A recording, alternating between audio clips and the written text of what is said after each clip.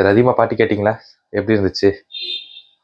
அந்த பாட்டு பார்த்துட்டு இந்த மாதிரி வித்தியாசமாக கேட்கவே புதுசாக இருந்துச்சு. பாட்டை பார்த்துட்டு என்னடா இது எப்பயும் போல் இன்னொரு அனிருத் மாதிரி தான் எனக்கு ஃபீல் ஆச்சு. சாய் அபியங்கரே புது வகையில் ரிலீஸ் ஆன மாதிரி இருந்துச்சு. பாட்டில் நல்லா இருந்துச்சு. பாட்டு டீசெண்டான பாட்டு தான். கண்டிப்பாக போய் கேட்காம இருக்கவங்க போய் கேட்டுவாங்க. ரதிமா சாங் யூடியூப்பில் போட்டாலே வரும். ரதிமான்னு சர்ச் பண்ணாலே கண்டிப்பாக வந்துடும். மேலே சர்ச் பாரில் ஃபஸ்ட்டு வரும் நண்பர்களே. இந்த பாட்டை பற்றி தான் பேச நினச்சேன். சாய் அபியங்கர் இந்த மாதிரி ஆல்பம் சாங்கில் தான் வெளியே வந்தார்.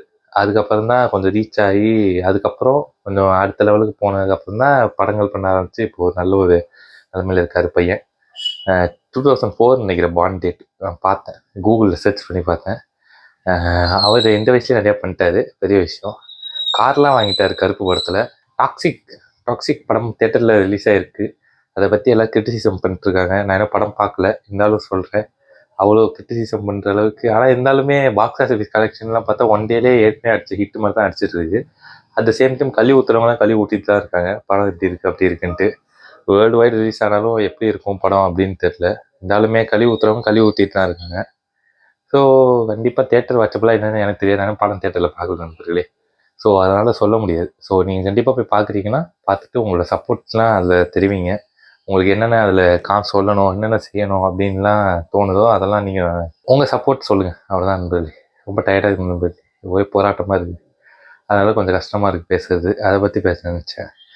அதுக்கப்புறம் MG Rajavel, Vamsapuram MG Rajavel, MG super star, அந்த ஊர் சூப்பர் ஸ்டார். அவர் படம் பண்ணியிருந்தார் தைரியம்னு. இப்போ பயம்னு ஒரு படம் பண்ணிட்டு ஒரு பாட்டு வேறு ரிலீஸ் ஆகிருந்துச்சு. கேட்டேன், நல்லா இருந்துச்சு. பாட்டு நல்லா இருந்துச்சு. பைந்தாங்கோலி கோபாலு அப்படின்ட்டு ஏதோ லிரிக்ஸ்லாம் போட்டு பயங்கரமாக ஒரு வீட்லேயே ஒரு ப்ரீமியம் ப்ரோவில் கட் பண்ணி எடிட் பண்ண மாதிரி இருந்துச்சு. நல்லா இருந்துச்சு. அந்த படமும் ஒர்த் வாட்சிங் தான். தைரியம் படமும் யூடியூப்பில் இருக்கும், போய் சர்ச் பண்ணி பாருங்கள். கண்டிப்பாக நல்லாயிருக்கும் படம். பார்க்குறவங்க மறக்காமல் அதுக்கும் சப்போர்ட் பண்ணுங்க அவங்களுக்கும். ஓகே நண்பர்களே, இதை பற்றி தான் பேசணும்னு நினச்சேன். வேறு எதுவும் இல்லை. இந்த வீடியோ ஷார்ட் வீடியோவாக தான் இருக்கும். நேபாளில் ஃப்ளட்டு வந்துச்சு, அது பார்த்தேன் நண்பர்களே. நேபாள் ஃப்ளட்டு ஐயோ மோசமாக இருந்துச்சு. அவங்களுக்கு ஒரு ஆழ்ந்த இரங்கல்கள்.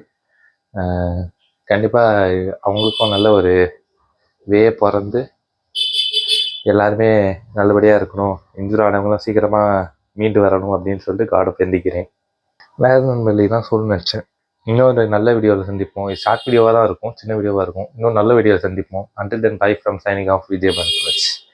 பாய் நண்பர்களே.